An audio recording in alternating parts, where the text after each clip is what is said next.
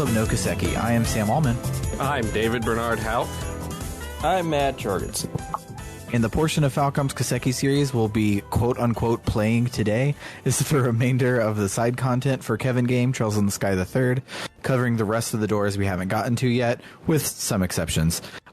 We're focusing on the moon doors, and we might go into a couple of the star doors if they sound cool. We're not going into the last sun door that we covered because it turns out it's Campanella's quiz game, and I hate Campanella and I hate quiz games, so I'm just not gonna talk about it. That's it. But there's probably incredibly important lore that'll become relevant in Trails into Reverie or whatever. Yeah, it's funny you say that. In one of the doors that we are going to talk about, you can walk around all of Gransel and talk to every NPC in Gransel if you want to, one of whom is a very important person in both Crossbell and Trails of Cold Steel. He gets a face and a capitalized name and talks about all the stuff that he's doing. And it comes back in important later, and it's stupid. And I love and also hate these giant MCU-ass games. Mm-hmm. But before we get to any of that, what's the buzz, Peach Fuzz? Haven't you used that one already? It sounded familiar, but it wasn't checked off of my list. Okay. I'll allow it. I've been playing Castlevania. Yeah? Yeah, I never played any of the early 90s Castlevania games, even though I love the NES games. Mm-hmm. So I played through Super Castlevania 4, loved it, it was great. Played through Rondo of Blood, it was like twice as good. And now I'm playing Bloodlines, which is really weird, and I really like it. It's interesting because all three are a completely different take on how to make a new Castlevania game on new hardware. Like, they don't iterate on each other at all. They're all completely different. So they're all like the successors to Castlevania 3. They're not 4, 5, and 6. Yeah, right? Pretty much. Like Super Castlevania 4, which came out in 1991, lets you whip in 8 directions. Mm-hmm. But in the next two, which came out in 93 and 94, you can only whip forward again. Things like that. Interesting. Yeah, I played the crap out of one of the Game Boy Advance ones back in the day, and that's all of the Vania that I have Vania'd. But I really like the series as a whole. I take it back. I played the crap out of Simon's Quest, but everyone who plays that game plays the crap out of it. I don't think anyone's beaten it. There's a whole lot of game that they just give you right at the beginning. But you either play that game for 3 minutes and don't get it. That's what I did. Or you play it indefinitely. And still don't get it. Yes. But, yeah, I've always wanted to go back and at least play the Igavanias that I really like. But I suck at, like, traditional action games. So I don't know if I want to go back and do the first 6 Castlevanias because I'm bad at them. The term Metroidvania sort of bothers me because half the Castlevania series is not Metroidvania. So why do we use Vania as one of the identifiers of this genre? It's because it used to be Igavania, but then someone who wasn't Iga made an Igavania, so they just said Metroidvanias because it's the Vanias that are like Metroid. Yes. And then everyone else was like, okay, cool, my new game is also a Metroidvania. No, it's a Metroid-like. It's a Metroid-like. I will die on this hill. I, at this point, have broken off Metroidvania from Metroid-like. A Metroidvania is an Igavania-like, and a Metroid-like is a is a Metroid like. So Hollow Knight, you got skills, you got souls, you got stuff. That's a Metroidvania because it's an Igavania like. But Zeo Drifter, where you go till you find your next gun, and then your next gun helps you open the next door. That is a Metroid like, straight up. I like this. I'd like to call them Metroid likes and Igavania likes rather than using the term Metroidvania at all, because it's the most inelegant portmanteau I've ever heard. Yeah, I don't like it. I'm done. Cool. What about you, Matt? And don't go into detail about Xenoblade Chronicles 3, because I have two very important games that came out on the same day, so I'm making very slow progress on both of them. Wasn't gonna, but y'all, it's so good. I imagine it is good. The pair of you will understand what this means, but I think I like it better than Xenoblade Chronicles 2. I love Xenoblade Chronicles 2, and if this game is even better. Yeah, this game has a clunkier opening act. Like, getting the gang back together kind of just like is forced upon you from the outside. And that's the only thing that's like weird, but like I can tell the story that they're wanting to tell. Like, this should have been the opening crawl, but they put it as the tutorial. Like, it should have been like your opening fight should have been with the other half of your party, and it just start right there. But there's a little build up to it, so it makes it a little wonky. But other than that, it's been fantastic so far. Yeah, in my experience, Takahashi's work just keeps getting better. Like, basically, you start with Xenogears. It's pretty good, has some major problems. Xenosaga is really weird, has some major problems, but it's got something going on. Then Xenoblade 1, and then Xenoblade 2, they just keep getting better. And Xenoblade Chronicles X, I don't really like what I played of it, but he wasn't as involved in that one, is my understanding.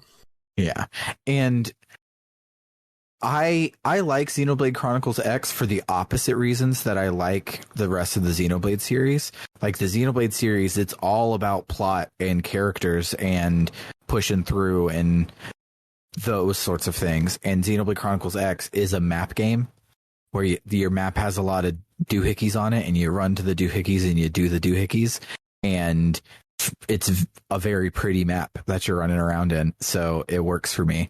It also has a character creator, so I was able to make a black male and a black female JRPG protagonist years before Forspoken came out.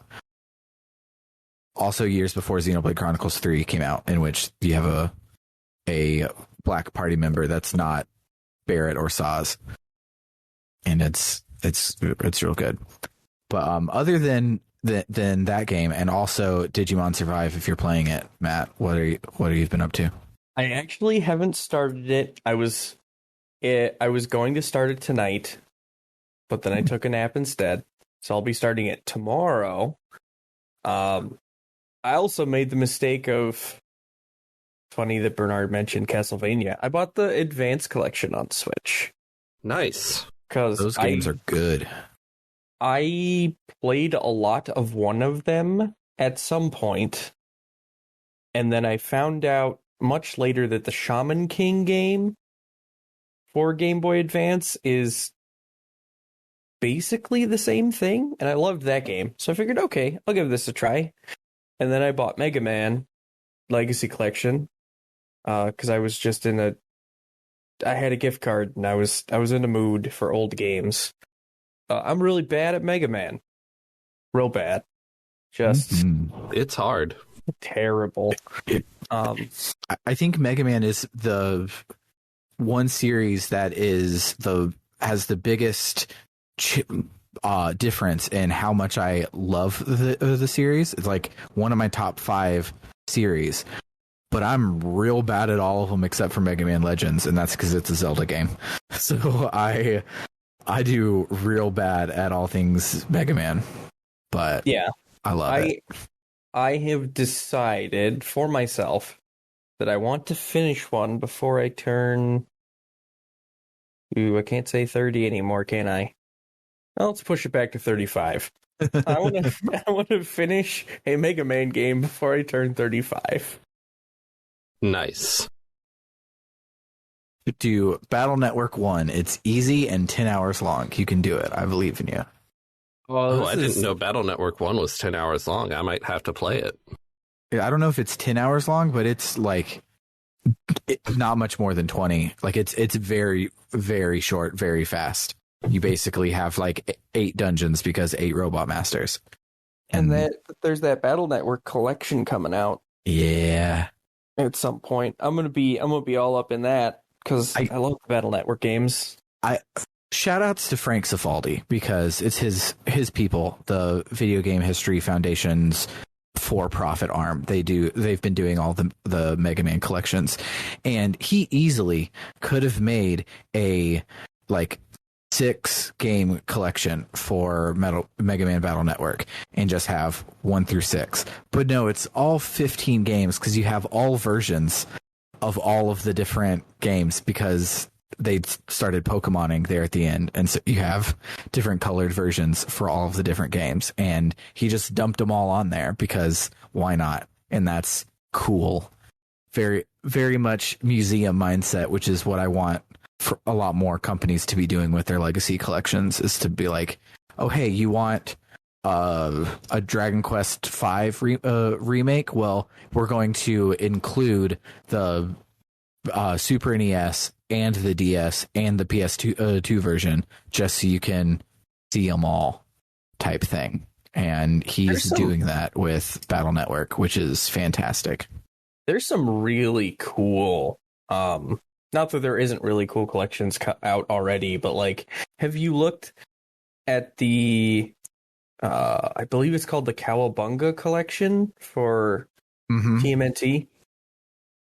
Yeah, there's god, I'm totally not stalling for time because I know what we're about to do to ourselves. 13 Turtles games. Yeah, there's 13 Turtles games, but there's also like specifically the arcade versions, the Nintendo versions, the Sega versions. It's awesome. And there's what else is coming out this year? There's the Castlevania Advance Collection has lots of really cool features. Like you can change the region of the games, and I believe the Game Boy Advance games have uncompressed soundtrack options, which is great because Game Boy Advance compression is nasty. It is. And then Pac-Man Arcade Collection? Was that what it was called? I think so, where it has everything except for Miss Pac-Man because Bamco is still mad at the people who made Miss Pac-Man all these years later. Yeah, and like that one's really cool because you're also building an arcade at the same time, which is super rad. There's just some really cool. Anyway, yeah. Gotta love it. What I did today is I nearly cut my fucking thumb off. Oh, yeah. I was. We were cleaning out the fridge because today was grocery day. First off, love Pick and Save so much. They're Kroger's in disguise, and they're fantastic. But when you go to order delivery from them, your options are in the next 2 hours or in the next 5 hours. In the next 5 hours can also be in the next 2 hours. We picked the 5 hours to give us time to like clean out the fridge and get ready for groceries. And 30 minutes later, our fucking groceries are there. But anywho, so while I'm cleaning it out, we had half a watermelon still, and I was like, let me cut this watermelon and so that we'll have space, because if I cut it, I can put it in Tupperware and it take up tiny space instead of giant ass watermelon space. So I'm cutting at it, and I like going from the outside in. I wasn't really working with the bread knife that I was using. No, bread knife, serrated, sharp as fuck. And so I try to go like up, and I'm like going slow, but some trick of the something, it was like hard to get through for like half a second. So I put force behind it, and then it wasn't hard to cut through anymore. So it just shot through and hit my thumb on the other side, and it like so it's my left thumb from the left side of the nail down around the side, like an inch long, was just open and bloody, and it hurts so bad. I was able like to hold it closed and put a Band-Aid on it, and it didn't like bleed through the Band-Aid, so I don't think I'm going to need stitches or anything like that. Summer said it didn't look horrible. It just hurts really bad because it was a serrated fucking knife. So I'm hoping that my left thumbstick thumb isn't broken, but at least it is my left thumbstick thumb and not my face buttons thumb, because my face buttons thumb needs a lot more dexterity. But yikes, that sucked.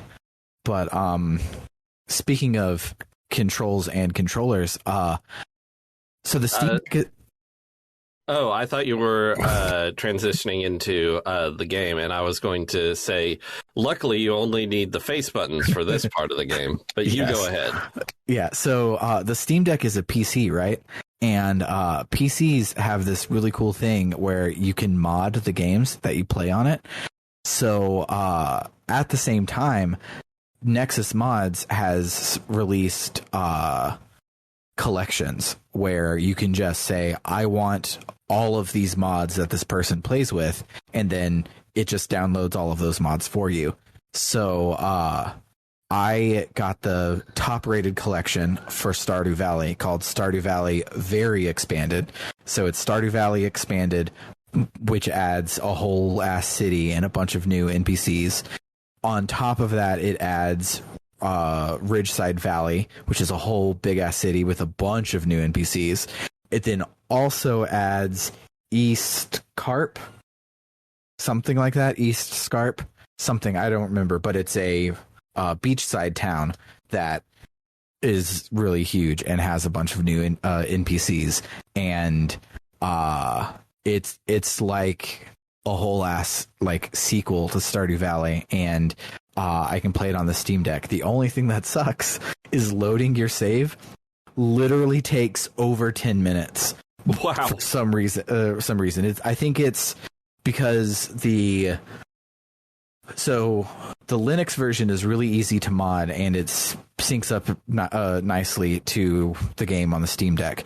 The PC version you would have to add as like its own special thing to make it work, and people say the PC version works a little better on the Steam Deck, but I hated all of the extra steps I had to do. So I think it's the Linux versions are always the least optimized, plus 97 mods make loading your save take forever. Playing the game is fine, there's like no slowdown whatsoever, everything is fine and awesome, but when I hit load it looks like the game crashes, so I just set my Steam Deck down, go make me some food, wait until I come back, and then I can hop in. But yeah, if you like Stardew Valley and you're like, I wish I could do Stardew Valley and everything be new again, go get that.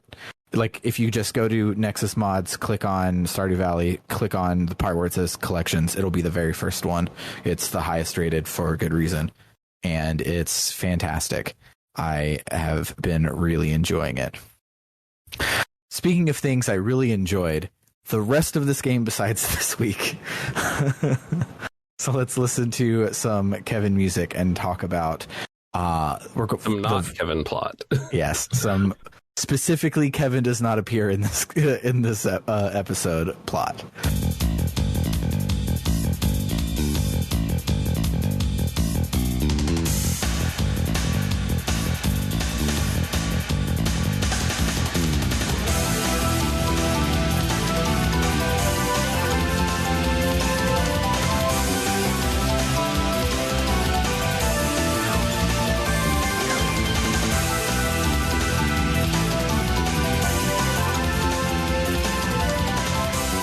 even plot might be strong.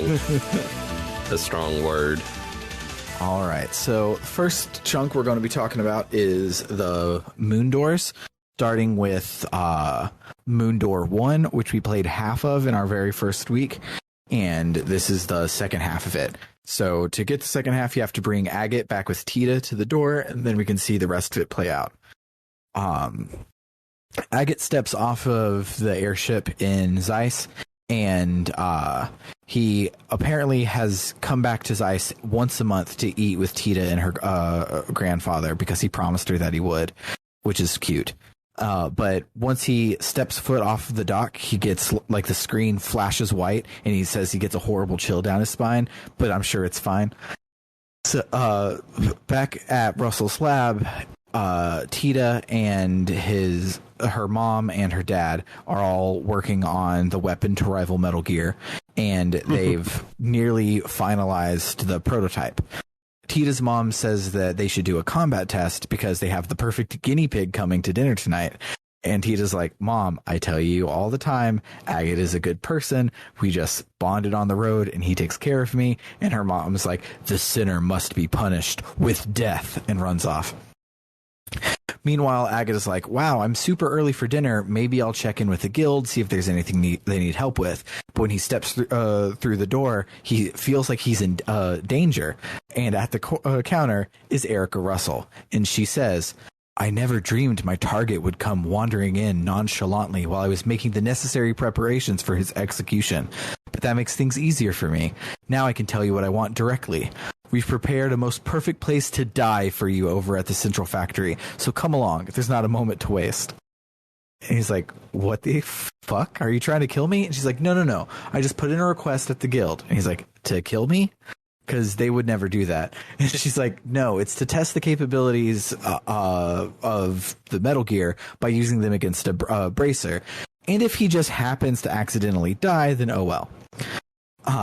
Outside, Tita hears them arguing, and she runs into the Bracers Guild. Erica grabs her and is like, Agate, don't you come within one cell of my daughter, and takes her away. Agate is like, what the fuck is happening? And Kilika's like, oh, that's Tita's mom, and I already accepted her mission on your behalf, so go get shot at.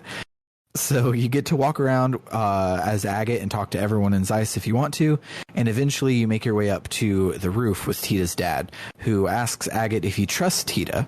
Agate says he does. After all they've been to, Tita's a capable motherfucker, so of course he does. Dan says that's good because this project was to make something that could stop Patermater, Ren's robot. Tita insisted that she should be a part of the product so that she can a part of the project so she can be connected with Ren somehow. Agate says that he'll complete the bracer request and go get shot at because Tita might do something stupid if he doesn't help her out. Dan says that Agate has promise, and he gives him the key to the basement where they're testing the Metal Gear. Agate gets to the basement, and Tita is like, dude, my parents are nuts. I am so sorry about all of this. And he's like, I don't care. I'm not here because they asked me to. I'm here to support you. I don't give a shit about your parents. So Tita is showing Agate the Metal Gear, which is kind of like a robo suit from Avatar or Magitech armor type, more than autonomous robot itself. And as she makes her way around the gear, she runs into her mom, who was there the whole time, hiding like a normal person. She says more about Agate needing to pay for his sins, and he's like, can you just not with all of that? Dan and the professor show up, and they're like, he's the perfect candidate. Let's get started. And Tita's like, started with what? And everyone just laughs normally. Then they attach some monitoring equipment to Agate so they can watch him during the testing. And Erica does her success dance, which is an elaborate sprite dancing, bouncing around Dragon Ball Z fusion dance looking ass thing. It's weird, and they tell us to just accept it, so we do. They do 3 tests. One is a race, one is a dexterity challenge, and the last one is a battle, so a boss battle. And it's not hard at all.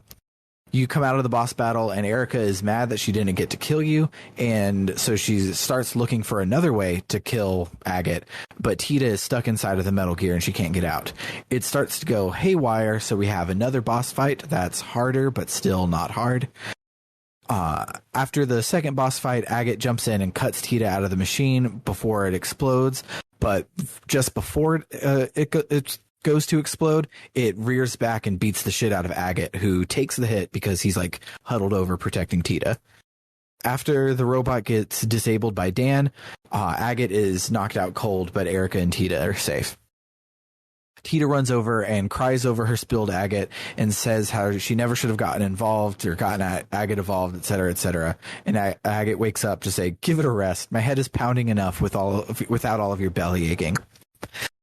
Agate tells Tita to not give up on the project over something this stupid and to keep working on it so that she can be there for Ren. Agate pulls out that thing from his backstory that his sister gave him that I can't remember what the fuck it is. And he says that no matter how shitty things have been over the past 10 years, he never could ever throw this thing away. Again, whatever the fuck it was, because it became a part of him, and he thinks that Tita has something that's a part of her that she can't get rid of either. She smiles and says that she can't stand sitting down, so there's a lot of science to be done, and she runs off to do it.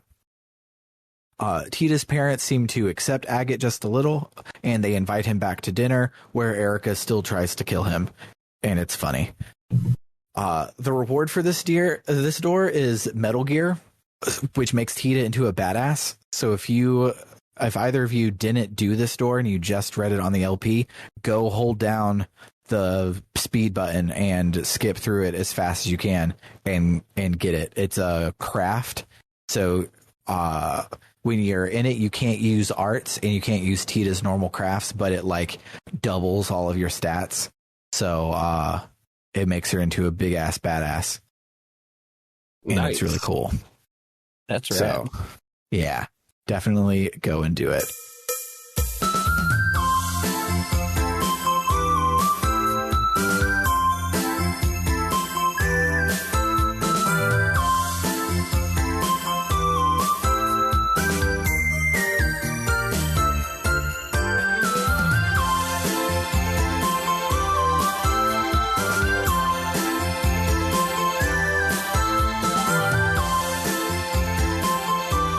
So the second door we're going to talk about is Shara's door. It's the only one I liked this week. I read this one like when it became available, so probably about 3 years ago, real time, knowing the rate at which we make these episodes. Yeah, it's so funny that the shortest game of this trilogy is the one that's taken us so long, but things have been happening. Things don't stop from keep happening constantly. Exactly. So this is Shara's door, and it starts with her, Ina, and Olivier drinking heavily at one of the many times that they've met up and drank heavily over the past trilogy. Shara asks Ina if she remembers how they met, and we get a flashback. So we're currently flashing back to them hanging out. This is second flashback. This is important because we're gonna keep incepting into flashbacks as we go along. So teenage Shara is making deliveries in Gransel, kind of lost and flustered and running around. So she comes into the Bracer Guild where Aina has just arrived. Much to Aina's surprise, no one is there manning the guild at all. They just have like a sign that's like, if you plan to shoplift, let us know, and fill out the form next to it. Shara says that there's only 2 bracers in all of Gransel currently, so they're super duper swamped. Ina has a request for the bracer to be her tour guide around the city. Shara's like, are you fucking kidding me? Waste of time. I'm way too busy for this. But then Kurt shows up, and Ina starts to tell him her request, but Shara's like, don't even listen to her. It's a waste of time. We're not friends for hire. And Kurt is like, yes, we are. That's exactly what we are. So take her request. That's an order, Junior Bracer. He says that he'll write her commendation if she takes this job, which seems super easy, but Shara's not going to look a gift horse in the mouth. Aina and Shara can then wander the whole ass city and get some of that classic Kiseki unique NPC dialogue, but we're skipping all of that. Eventually, you get to the department store where Aina wants to restock on some recovery items, but while she's getting it, some dudes in black suits come in, so she just grabs Shara and gets the fuck out of there. You can run into Niall, who is currently his own photographer, and he hates it, until this small redheaded girl comes by and steals his camera, falls in love with it, and then they become the best comedy duo that the Zemirian continent has ever seen. I love them. I love them so much. Shara and Aina stop and get some ice cream, and Aina is mumbling to herself like, I have 24 hours left, and Shara's like, before what? You're horrible at hiding things. But Aina won't say and asks to instead go back to her hotel. On the way there, there's an optional scene where you can stop into the guild to get a call from Cassius, who says that he's going to Calvard real quick. He was supposed to go somewhere else, I forget, but instead he's going to Calvard, and he'll be back soon, which means that this is the night where he meets Joshua, which is kind of cool. At the hotel, Aina is very conspicuously eyeing the castle, and Shara's like, what the fuck are you up to? You're obviously hiding something. But before Aina can say anything, one of the dudes in black sees her, and they get in a fight. After the fight, Shara is like, please tell me what the fuck is going on. But then more dudes show up, and they have a yakety sax run all over Gransel before eventually losing them. Shara demands answers, and Aina begrudgingly supplies them. About a month ago, her grandfather passed away, and he left everything to her, the youngest relative. So now everyone in her family is trying to get the money for themselves. The will must be formally accepted and notarized, so if Aina is kidnapped or otherwise indisposed, the will becomes invalid within a month, and the money is just divvied up evenly between the family. So someone in her family hired fucking Jaegers to come after this 16-year-old girl. Shara and Aina are found by some Jaegers, so Aina drops a fucking mustard gas grenade because she had one on her, and in the hubbub they escape into the sewer dungeon that we've had to play. I think this is the 5th time this trilogy. Falcom is good at reusing assets. Absolutely. Like, it's annoying that we have to redo the same dungeons all the time, but it's actually super cool how, like, this is a real world. Mm-hmm. Of course, if you're going to go through the dungeon, it's going to be the same dungeon. That's what it was last game. Why wouldn't it be that this game?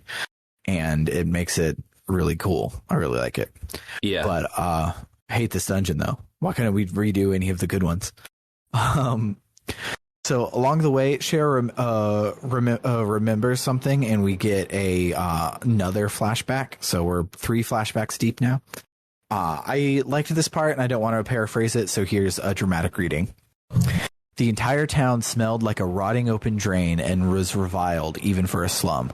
The people who ended up there were largely those who couldn't be accommodated in a prison, those who had been driven from the cities, or children who had been abandoned there like yesterday's garbage. I did whatever I had to in order to survive and live to see another day. Picking pockets at every opportunity was a habit I picked up from a very young age. Anything that caught my eye, I took. But even then, I didn't end up with enough to live on. There were always men there who made their living by taking from people like me. The surest way to make money was stealing from the safes of the rich when they were out of their mansions. The residential area full of wealthy people on the other side of the river, accessible through an underground sewer, was a perfect target for this. Every time I felt hungry, I snuck inside one of the mansions and made use of the skills I felt like I'd known since the day I was born. The most important thing to remember when doing this was not taking everything in one go.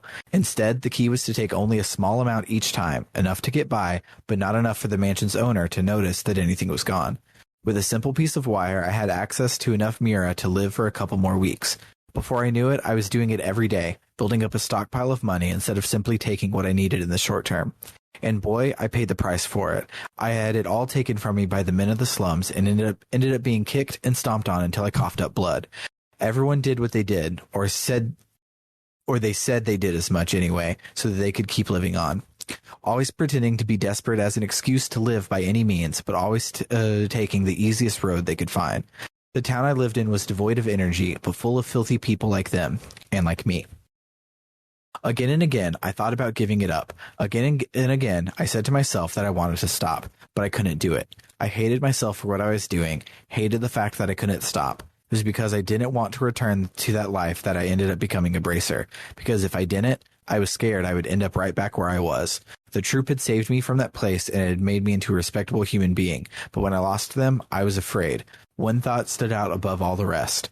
No matter how much I tried to forget, no matter how used I became to my new life, no matter how much I tried to deny it, I was yesterday's garbage from the slums, and nothing I could do would change that. And that's it, really.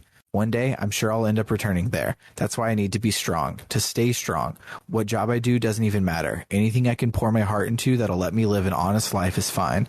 Anything that keeps my mind off the past, anything that lets me keep the ugliness in my heart at bay. If it makes me strong without relying on others, then it's fine. It's fine. I need to be strong. Stronger than anyone. Stronger than anyone. But am I?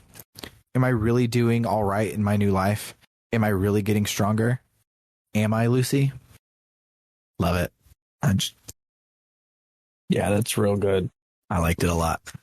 Mm-hmm. So that just happens. Like, you're just going through the dungeon and you get to a part where she just says all of that. So then you continue doing the sewer dungeon. And you eventually make it out on the other side. Shara is super tired, and Aina asks if they should rest.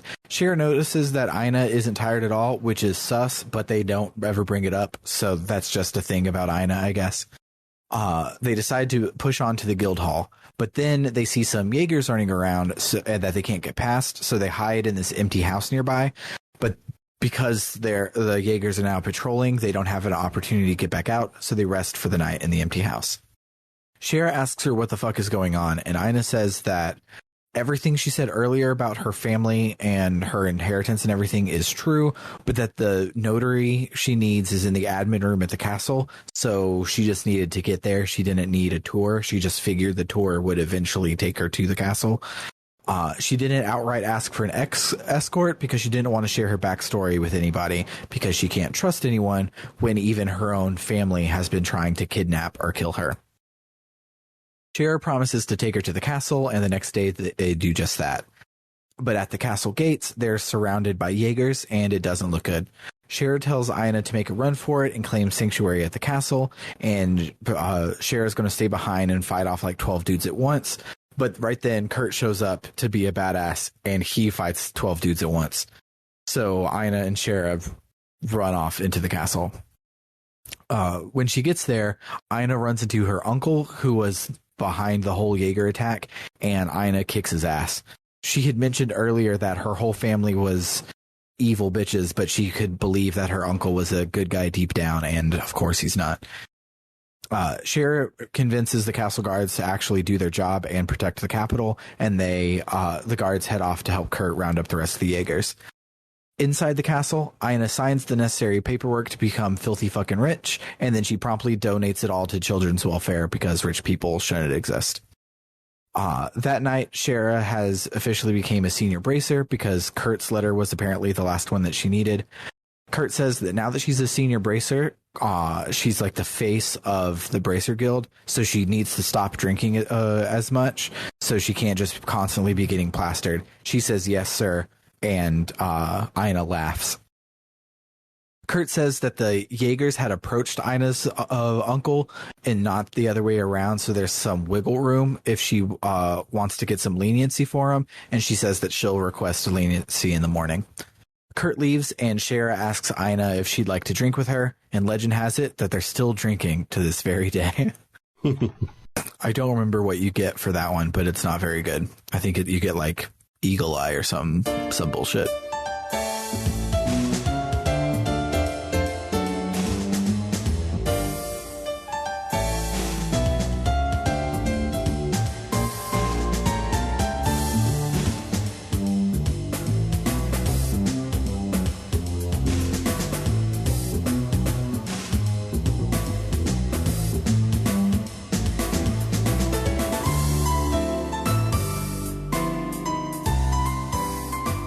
So on to Moondor 3. I could have sworn that I had already covered this one, but it's not in any of the notes, so I think I just played it casually a long time ago. But this is Chloe's door, and it chronicles her first couple of months at Genus Academy. So she transfers into the school at a weird time, like a month before exams. So everybody's obsessed with finding out about her because it's extra mysterious because she's the princess in disguise. And after school one day, Chloe's teacher asks her to pass out.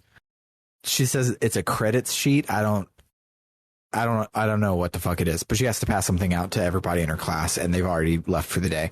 So you have to walk all over the school and find people to give them to.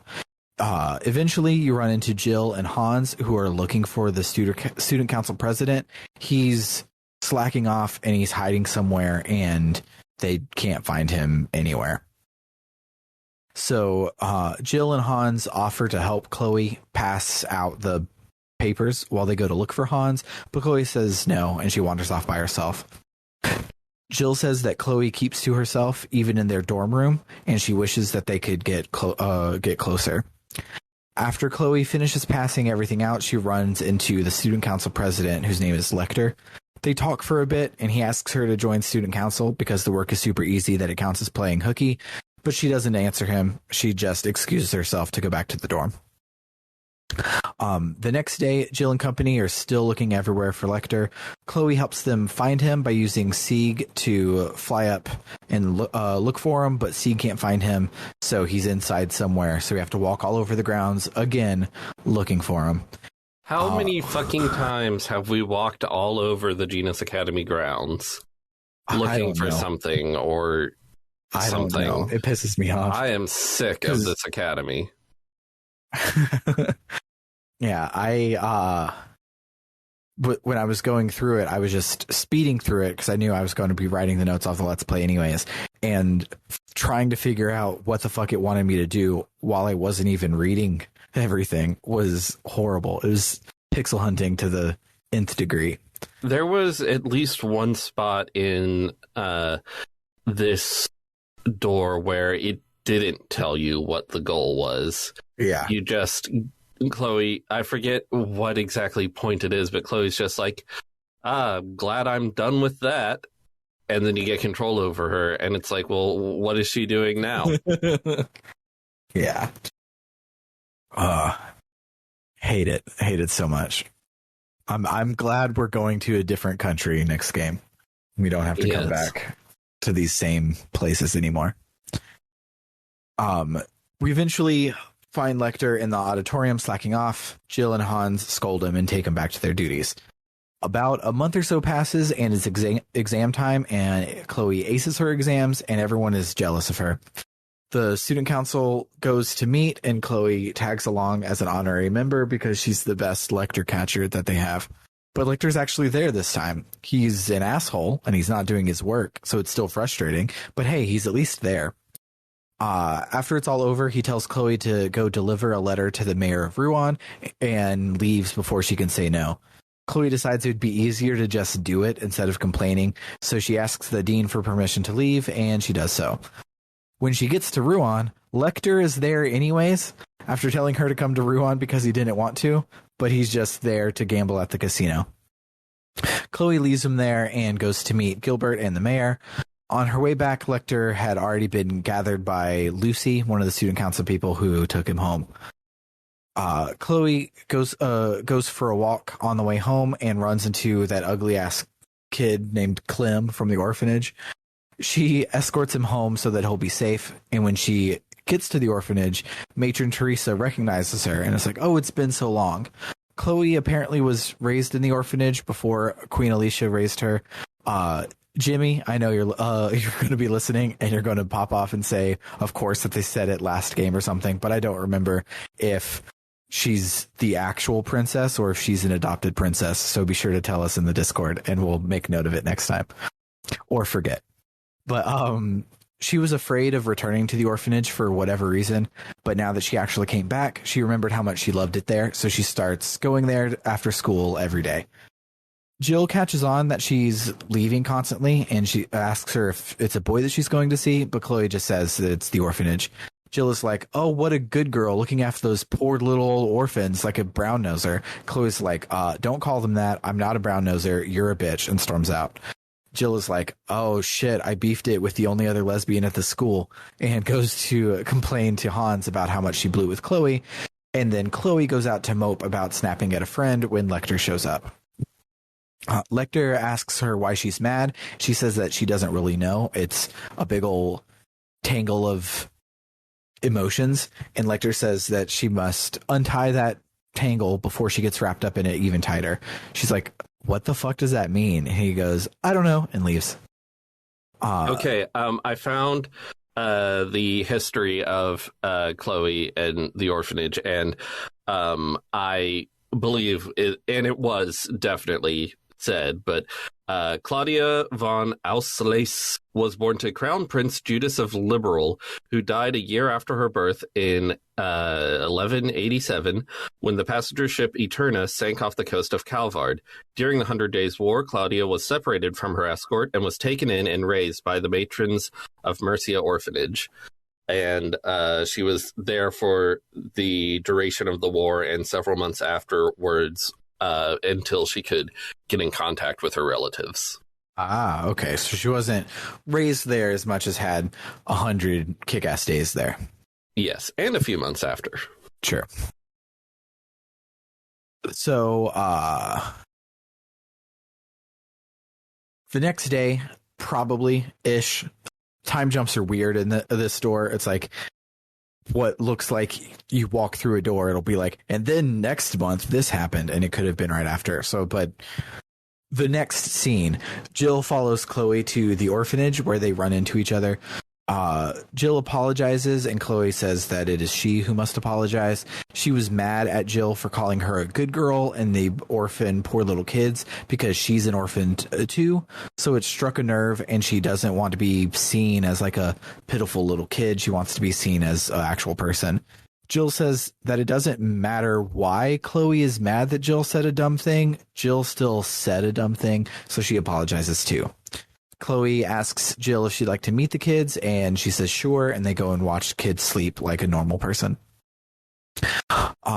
Later, they're chasing after Lecter again, and you must one more time look everywhere for him. He's up on one of the roofs, and when Chloe gets up there, she thanks him for helping her, even though he doesn't realize it. Before she came here, she felt pushed around and not really like a whole person, just someone who existed for other people. But coming here and interacting with him, she started to feel like herself now. She then drags him off to do his council presidenting. End of door 4.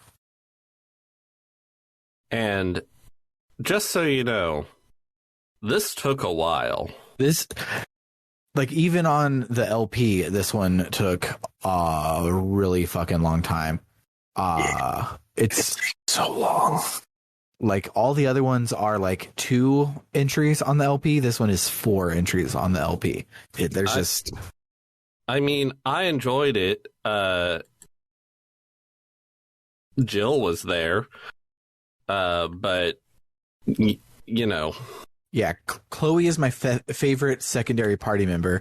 Jill is my favorite NPC, and Lecter is cool, and the orphanage like warms my heart. So it had all the pieces of like an enjoyable thing to do in game, but like just we. No, go ahead. No, you go ahead. I was gonna say I go ahead. Okay, Bernard, go. I don't have anything. Oh, okay. Well, that was fun. Let's move on. No, I'm just kidding. It has all the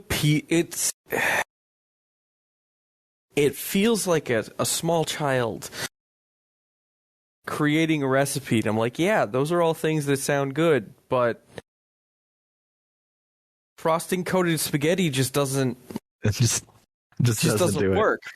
Yeah, none of the and it is infuriating that I can't even properly put it into words. It's got all the pieces, but they're all in the wrong place and held together with cheap super glue, and it just doesn't work. It's held together with walking around the grounds looking for the right NPC to talk to forward the plot. Yeah. Yeah. If it didn't have all of that, if it just had the Jill and the orphanage scenes, it would be fine. Apparently, all of the moon doors have, like, in the data, there's, like, you know, the sepia toned, like, sketch flashback style drawings. They have, like, the story of all of them are told in those sorts of flashbacks. Like, there's pictures for all of them. So I'm thinking that these were padded out when they realized the game was going to be half the length of all the others, and made these more interactive and cutscene like instead of just flashbacks, because not a lot happens here, and the gameplay they picked to make happen didn't make it any better.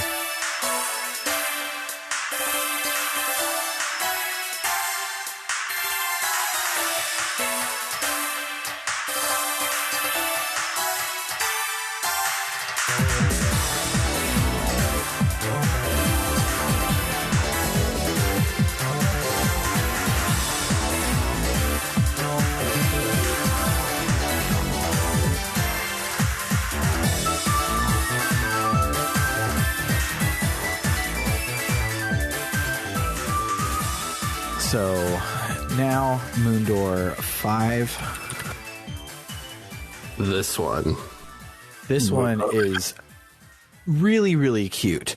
However, it is like Sundoor level cute. It is not even Stardoor, nor definitely not Moondoor level. But alas, I randomly picked that we're doing all of the Moondoors because they're traditionally more important.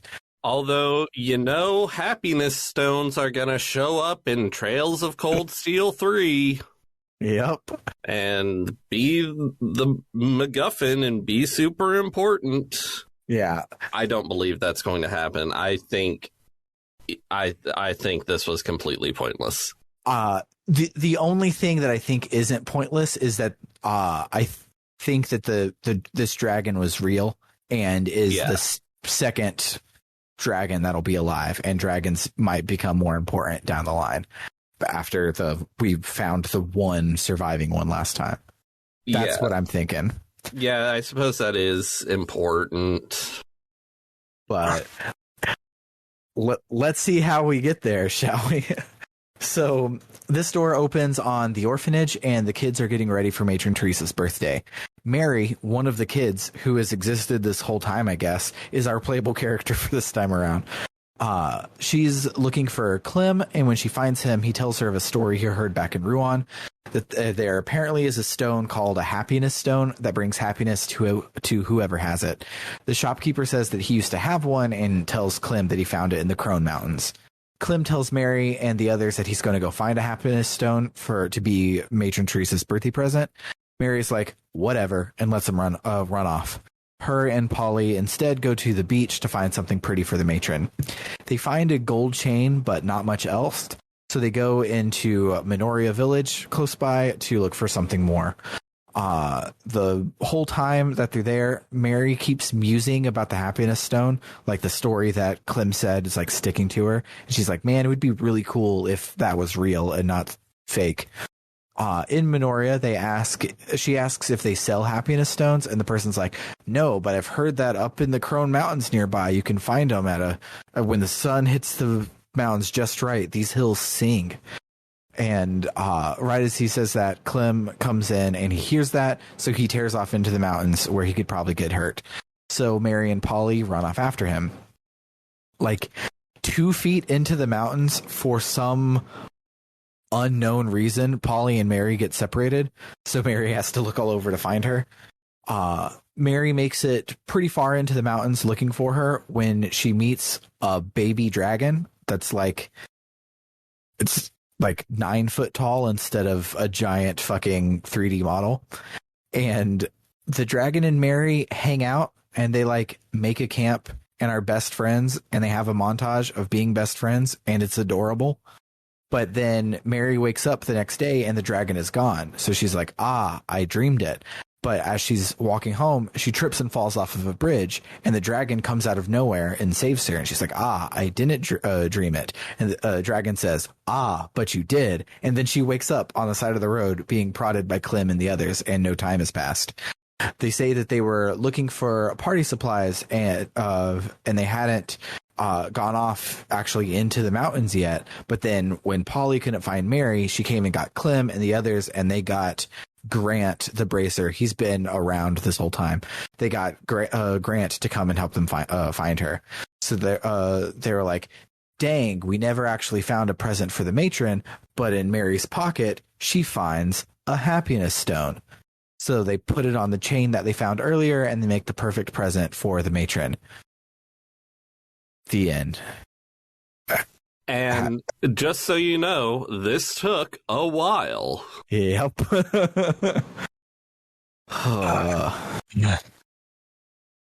It is what it is. But hey, it was cute, at least, right? Yeah, it was cute. Yeah.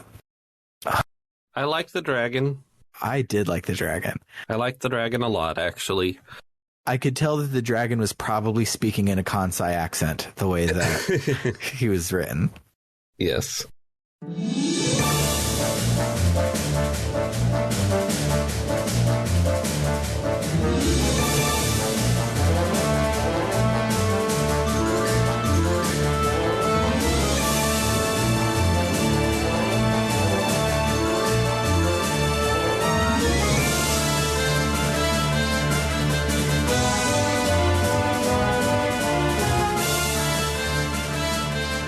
All right. So for this next section, I'm going to read some of the characters in each of the next doors, and then read aloud their Wikipedia entry if we decide we want to care about them.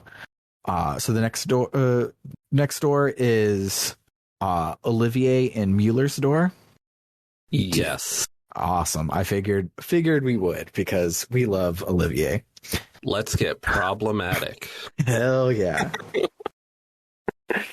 So, again, this is from the Wikipedia, or the Wiki's synopsis. So there's a chance that it's written with hindsight from Cold Steel 4. Don't sue me. Sue fandom.com.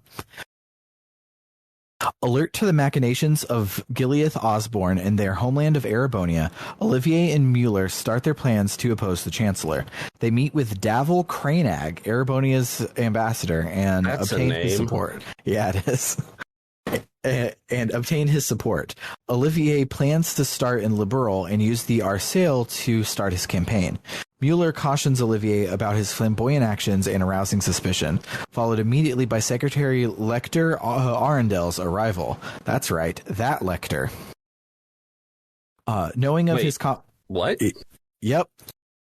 Lecter from Chloe's thing. There are 2 state officials hiding out at Genus Academy, because why wouldn't there be? Nice.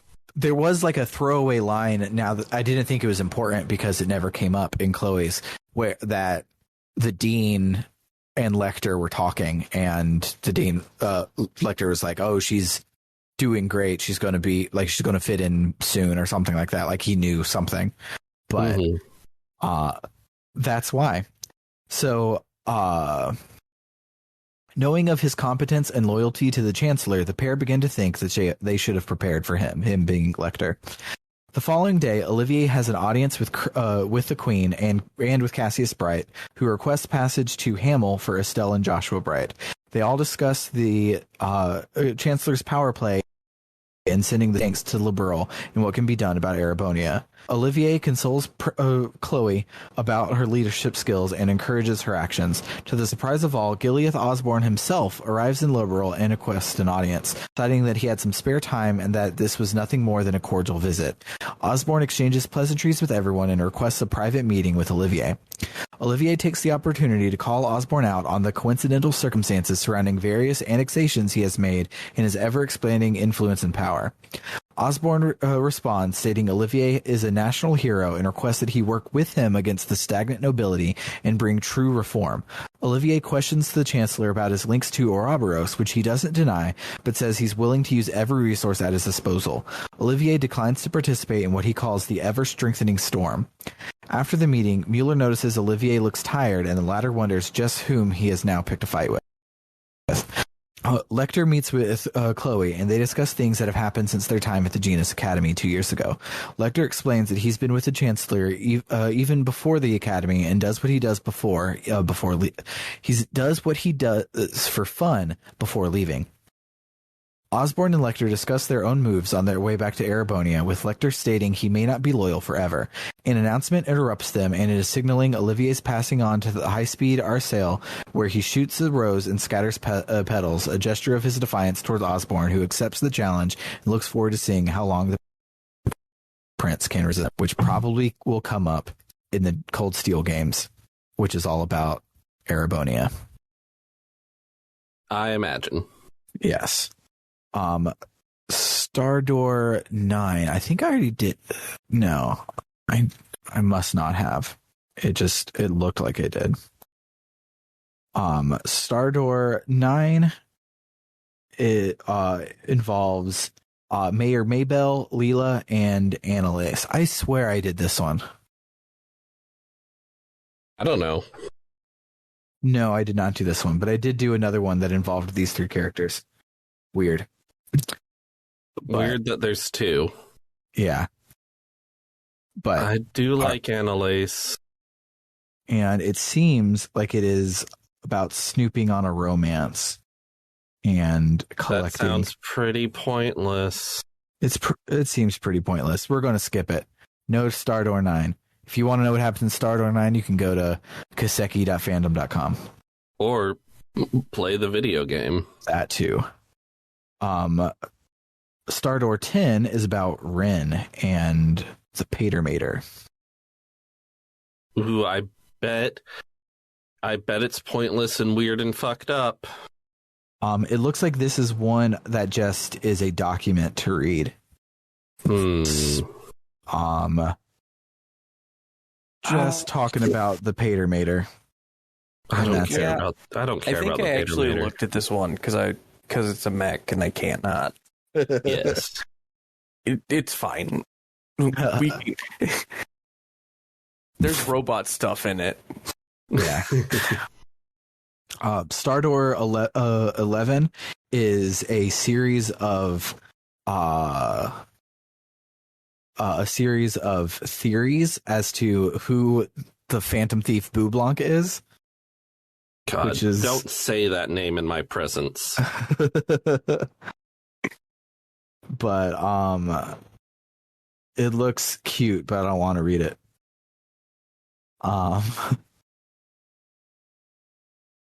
Stardoor 12 is about Richard and Amalthea. Ooh. And it's a pretty short synopsis, so we'll do it. Let's go. So this story details what becomes of Alan Richard following his department from the Royal Army of Liberal and his disbanded intelligence division. Feeling the need for a civilian-centered research organization, Richard and Canon Amalthea found RNA research in Rouen and conduct various investigations on behalf of the populace of Liberal. Murano is their client during the time of the door, and Richard has just finished investigating the potential of Orid State for her business venture, whatever. Orid is a small state acknowledged by the Septian Church in Midwestern Zemuria. Cool.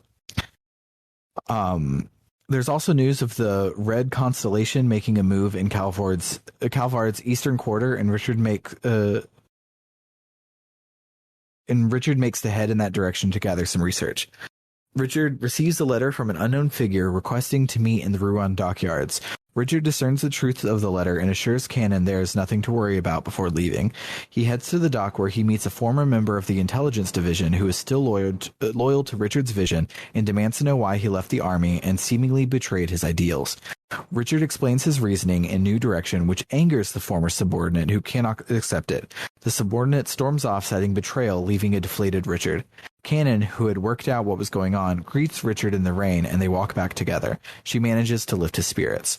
On the airliner the next day, Richard is about to depart when Sieg arrives with a communication from Cassie's Bright, requesting Richard pass some information back to him during his travels. Richard seemingly accepts and says to himself that it will come with an expenditure, but departs knowing that he is still serving his country with a smile. So that sounds like it'll all be important in Hajimari no Kiseki, because it's shit about the Red Constellation in Calvard, which we're not getting to for 6 more games. I was hoping we'd have some of Almathea being a complete psycho. Yeah, she was a sweetheart instead. I guess Richard was like the only guy around, so she didn't have anyone to be wild at. Oh wow, the next one is pretty big. It's called Assault on the Imperial Grounds. It is about Cassius Bright, and it's a summary of the events that went down in Erebonia during the second game. So, while we were off doing our victory lap, Cassius was being the protagonist of his own JRPG that we didn't get to watch, and this door summarizes all of them, but it's kind of a lot of stuff. That sounds important. Yeah.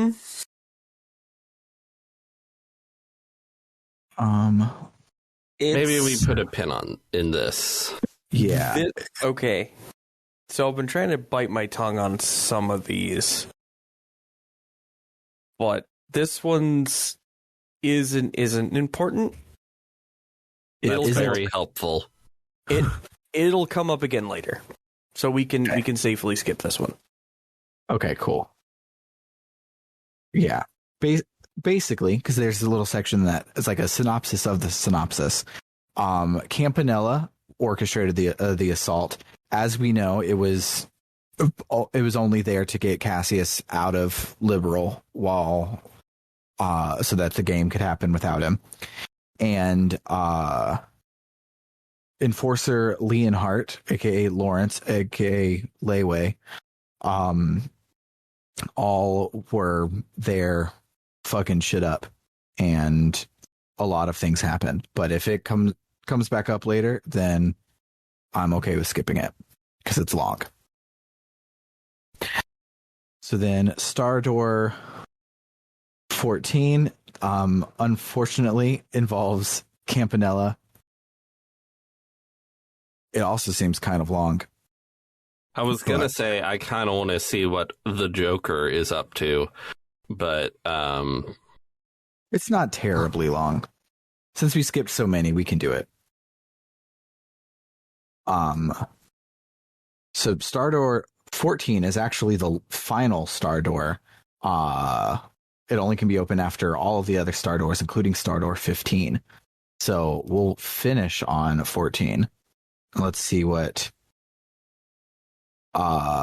15 is about. It's really short, so we'll do that. It's another door for Rin.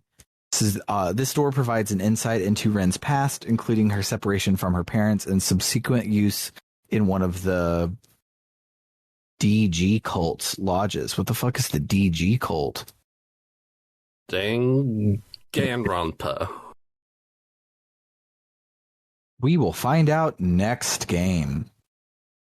Even though it's mentioned here, the wiki page for it only has things from Trails from Zero, Trails to Asher, and Kuro no Kiseki. So we got a while. It's an exploration of Ren's mental state, and the decline is provided as she relates her experiences, ultimately ending with her liberation at the hands of Ouroboros. But that's the only synopsis that they give us. It's not a very big one. But it sounds like it was probably cool. Mm-hmm.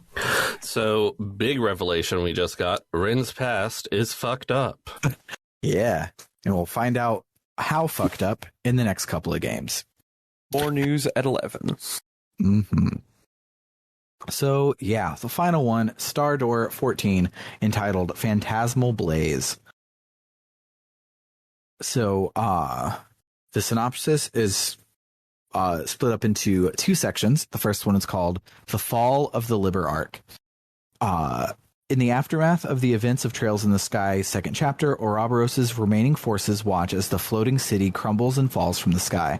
Boublanc and Walter watch from the deck of the Glorious. Walter implores Boublanc to break the silence, which he does as he states the beauty of what he's witnessing. He states that Ren has fled the region and Luciola is missing. Gilbert Stein has a moment of existential crisis as he wonders what he's gotten himself into. Campanella continues to the core of the ship, dismissing two of the enhanced Jaegers as he enters the sanctuary. He walks up to the organ and requests access to the celestial globe and space warps as he is granted entry. This section is called The Celestial Globe. Campanella arrives in a large phase space with nebula, stars, and floating platforms. 7 pillars rise from below to greet him, each glowing with an orb that represents one of the society's angui. The one marked 3 is inactive, denoting Weissman's death. Several of the angui comment on the third's demise, bringing up the Salt Pail and the work of Kevin Graham, a Dominion occupying the seat of 5th Dominion, previously believed vacant. This sparks interest from the second angui.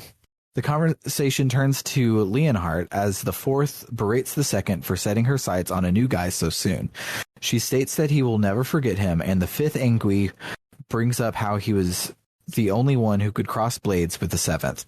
The 6th states that the loss of the Blade Lord is a small loss in comparison with the departure of Ren and the Gordius class unit, which is Patermater. And the 4th can sit next to the 5th, but the 5th cannot sit next to the 2nd. Exactly. The 1st cautions the 6th about letting the enforcers have their free will and what may happen as a result of fixating on someone. The 6th accepts this and states that as long as the 13 factories are in his care, the Gordius series will be of unparalleled importance to him, and drops the issue. This reminds me of when you're playing Xenogears and everything is fine, and then you cut to the Death Star and just 12 new people start talking, and then you just keep going. Yes. So it is then time for the Grandmaster's advent as a large pillar descends from above. She thanks Campanella. She's a she. Who's the Grandmaster? Does it say? No, she has a blacked out face in her concept art. She will show back up in Trails of Cold Steel 4. Spoilers. It is then time for the Grandmaster's advent as a large pillar descends from above. She thanks Campanella for acting as her representative, and he responds with saying that she is without. This is a stupid sentence, and I don't know what it's trying to say. She thanks Campanella for acting as her representative, and he responds with saying that she is without saying, already aware of the events that have transpired. Whatever. As part of his most important duty, I don't know. I think maybe I didn't quite follow, but I think maybe it's saying that what? I don't know. Never mind. I don't know. As part of his most important duty, he delivers Weissman's staff into the Grandmaster, transferring the areola. The Grandmaster takes a moment to mourn the loss of all the lives consumed by the plan, taking the responsibility onto herself. The other angui tried to console her, but she states it was all within her foresight, and she deemed it necessary for the world that Weissman should direct the plan. The Grandmaster states there will undoubtedly be a reaction to what has happened in time, but that they can leave it to the Church. She declares the gospel plan over and the phantasmal blaze plan to start as the second part of the Orpheus final plan. The Angui pledge their support, and the Grandmaster ends with the cryptic line, "The bells in the west have rung, and the first pact is no more." The scene shifts back to the sanctuary and Campanella, who bemuses himself with the idea of the phantasmal blaze plan being both larger in scale and scope than the gospel plan. He then, in a moment of seemingly having fourth wall awareness, addresses the screen, mysterious stranger, to stop snooping, and the cutscene ends. That's cute. Well, That was important. That was the post-credit scene that we did before the end of the game. But yeah, the only other door is Campanelle's quiz game, which, like I said, I'm not going to fucking even click on the Wikipedia to know what it's about. You don't want to ask us the quiz questions and see if we can get them right? Well, all right, we'll do one. Let's do one question and see if it's fun. Okay. All right, question. What is the last name of our ultra-dependable protagonist, Estelle? Right? Johnson. Ding, ding, ding. It's Bright. Kowalski. Damn it. Wow, that was easy. Here's one. I bet the rest are real hard, though. What is the first name of Estelle's late mother? Ooh. Franklin. Barbara. It's Lena. Lena. What is the name of harmonica-playing heartthrob Joshua's blood-related sister? Barbara. Franklin. Karen. Yeah. These are not very hard. Let's look at the maniac level. I mean, you say they're not hard. We didn't get them. Except for the first one. True, but let's see how stupid hard the final one is. Okay. All right, final question. In the short story series Gambler Jack, what is the nickname of the protagonist Jack? Is it A, Victory Jack, B, Turnabout Jack, C, Almighty Jack, or D, Villainous Jack? Turnabout Jack. Yeah, I'm going with Turnabout Jack. It is Victory Jack. Boo. Boo. Gross. Yeah. Fuck quiz games, except for the one in Banjo-Kazooie. That's the funnest part of that game. The Pokemon ones are sometimes fun. The one that's not any fun, speaking of Mega Man Legends again, in Mega Man Legends, you can go to school and it just asks you like 5th grade level questions mixed in with these sorts of trivia about the Mega Man Legends world. And like it's like 200 questions and you can just sit there and keep taking them forever. It's the stupidest mini game in the world. I love it.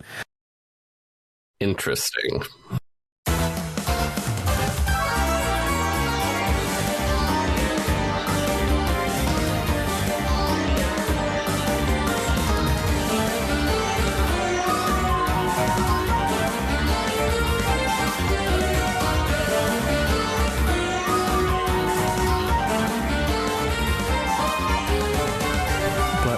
Yeah, were there any min moms that anyone had? I didn't have any.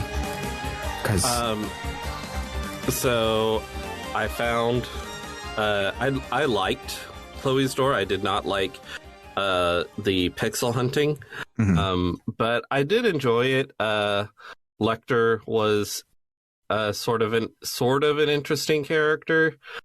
I did have one complaint, is that Jill says, but why am I even surprised? You're like a metal detector for Lecter at this point.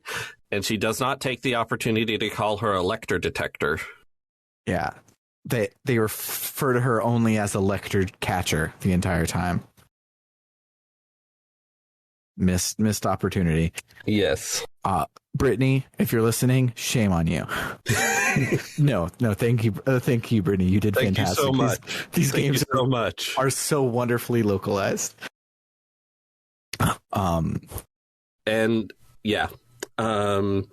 Also, this is technically a Mim Mom for next week, but I played the beginning of chapter finale because I needed to go do the doors. Mm-hmm. And I talked with Olivier, and he was like, I'm going to fuck Celeste. I was like, interesting. You do you. Yeah, people are going to see him going by and be like, homeboy fucked a ghost once. I'm trying to remember if there was anything else I found particularly memorable. I did like the dragon. The dragon was cute and funny. Yeah, I wasn't upset playing any of these except for the third time they asked me to pixel hunt in Chloe's. But as a big, like, plot relevant thing, like, Tita's is so important. The rest of them are not that much. Mm-hmm. But yeah. When Mary was falling off the bridge, I did hold down the speed up button and make it go super fast, so she fell like a fucking mile before she was caught. It was a really high bridge. I love it. When I was trying to catch up using the PC version when I thought my Vita was dead, I was using the PC speed up, which you can do without skipping text boxes. The Vita one skips the text boxes. So I was holding it down when Kevin and Reese were having their walk and yell in the Hermit Garden, and they got to the end and just stood on top of each other, like on the exact same pixel, and did the rest of the cutscene from there because I broke it. Nice. I love the speed up buttons in this game because me too. They sure walk slowly in cutscenes. Mm-hmm. And like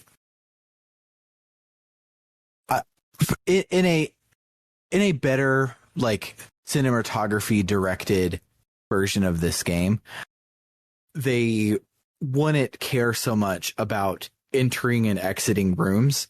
Like, if Olivier needs to leave so Josh and Estelle can talk, Olivier would say, "I'm leaving," and walk out, and the camera would move up to just show Josh and Estelle. But it doesn't do that ever in this trilogy. You watch for the 45 seconds it takes Olivier to push back from the table, stand up from his chair, gather all of his things, turn around, walk all the way out of the door, and then it comes back to continue the cutscene. I have to correct you there. What would actually happen in that situation is Olivier would not leave. It's true. I thought you were going to say he wouldn't push himself back from the table and stand up. It would fade out to him already being standing. They bespoke animate everything except for people standing up and sitting down. It's so weird. Mm-hmm. But any mid-moms from you, Matt? None of them good.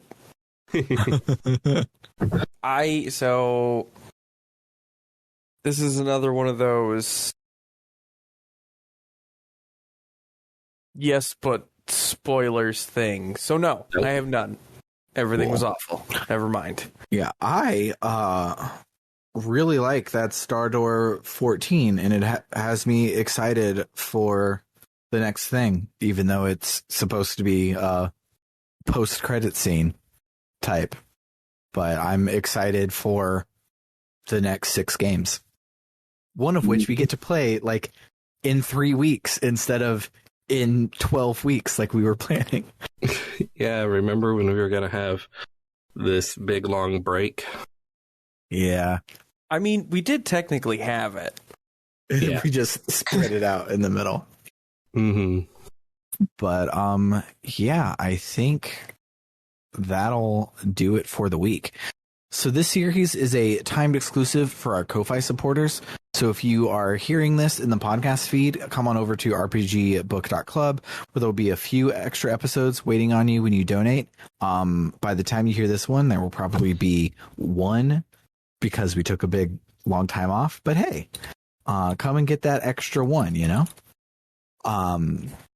We also now on the Ko-Fi have membership tiers where you can always donate on one-offs, but if you want to donate every month, you can do so. And at the $1 a month tier plus any one-off donations, you get access to vote on our polls when they come up. We have one coming up relatively soon to decide our next game on the main podcast. You also get access to these Book Club no Kiseki episodes early. But then beyond that, we have 2 extra tiers, one of which is at the $5 a month tier, where we will read off your name at the end of every episode, just like this. Shout outs to Aaron524, Cerebral Wind, Anthony Lerma, Vimk, Jfro Prime, Eli Bergmoss, Doho, and Tuxedo Ken. Beyond that one, we have the $20 a month tier, where we will not only shout out your name, but also do a 1-sentence plug of your choosing. Currently, our friend Carr is the only person at this tier, and he's a dentist, so his plug is not for his Twitch stream, but for your own mouth, and it's to remind you to brush your teeth twice a day, especially before you go to bed. For Book Club no Kiseki, I have been Sam Allman. I'm David Bernard Houck. And I'm Matt Jorgensen. Adios, amigos.